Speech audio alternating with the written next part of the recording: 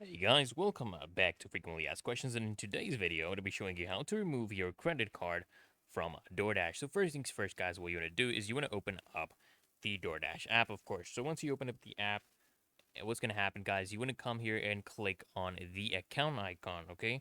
The profile icon at the top right corner.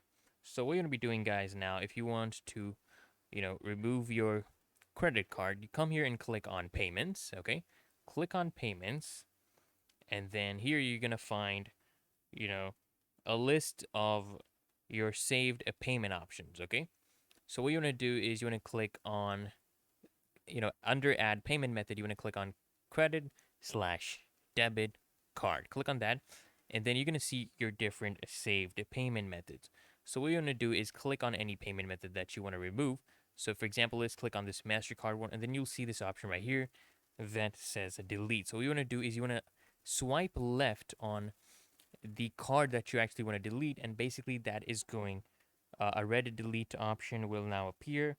What you want to do now, guys, once you see this red delete option, once you have swiped towards the left, you just want to click on a delete. So this instantly will remove the card from your DoorDash account.